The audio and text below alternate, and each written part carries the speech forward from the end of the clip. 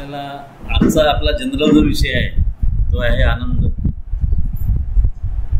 आनंदाचे डोही आनंद तरंग, आनंदाची अंग आनंदाची.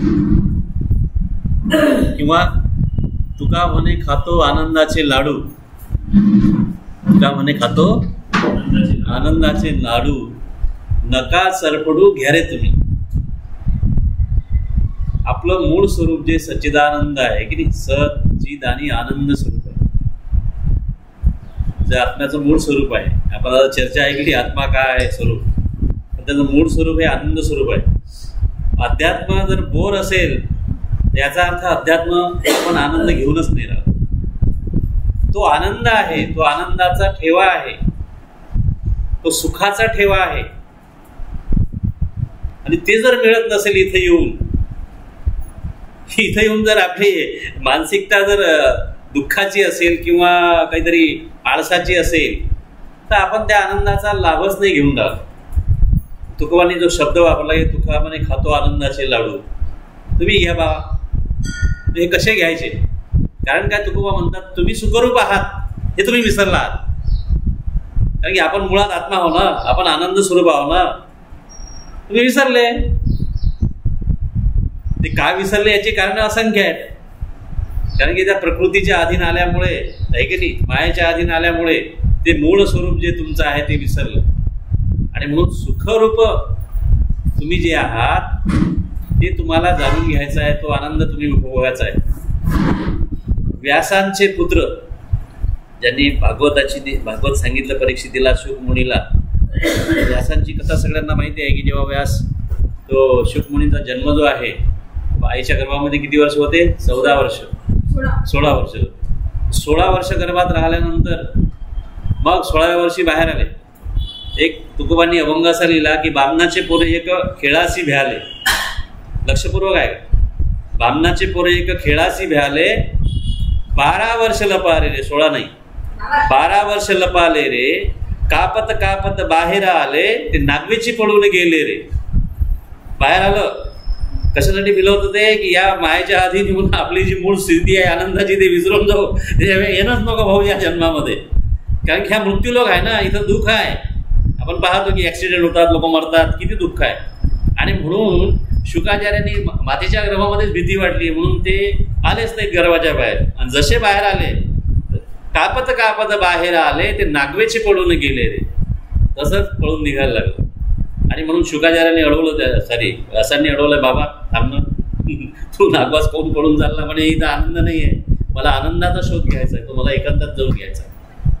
आपण काय झालेलं की आपली प्रवृत्ती बाहेर आहे, आनंद आतमध्ये आहे.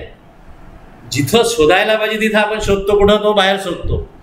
म्हणजे ज्या भौतिक दुःख, ज्या नष्ट होणाऱ्या वस्तू आहे, जो दुःखरूप संसार आहे, त्या दुःखरूप संसारामध्ये आनंद शोधण्याचा प्रयत्न करतात. ऍक्च्युअली तिथं आनंद नाहीच आहे ना. कारण संसाराची व्याख्या, डेफिनेशन आहे की जो संपणारा आहे तो सुखरूप नाही आहे, दुःखरूप आहे.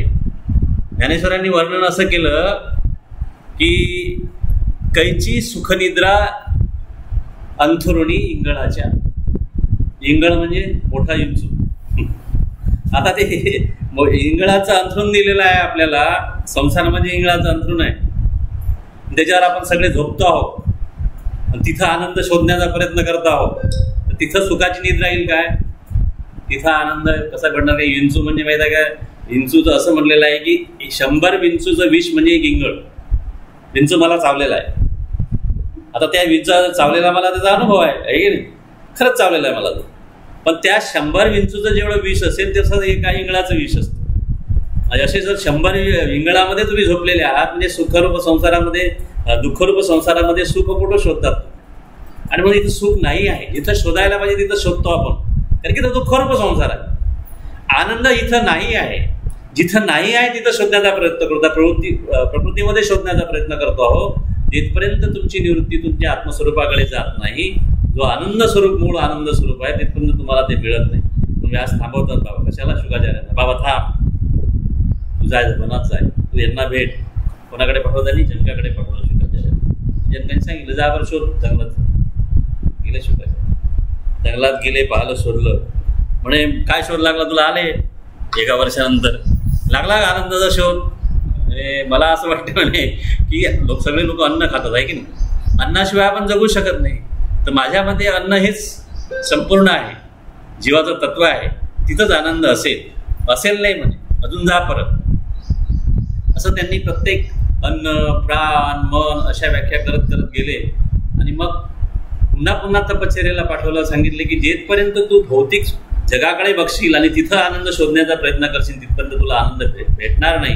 आणि शेवटी शुकाचार्य गेले, जंगलात बसले, जेव्हा स्वतःच्या आतमध्ये शोध घेतला तर तिथंच आनंदाचं स्वरूप त्यांना प्रगट झालं. आणि मग आले परत आणि सांगितलं की नाही म्हणे, खरं आहे, मी स्वतःच आनंद स्वरूप आहे आणि तुम्ही शोधतो कुठं आहे, बाहेर शोधतो.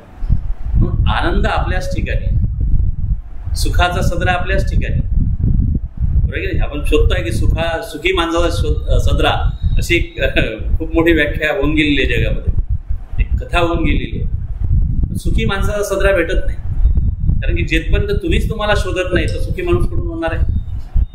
आणि म्हणून सुखरूप ऐसा दुजा कोण सांगा, माझ्या पांडुरंगा सारी घात.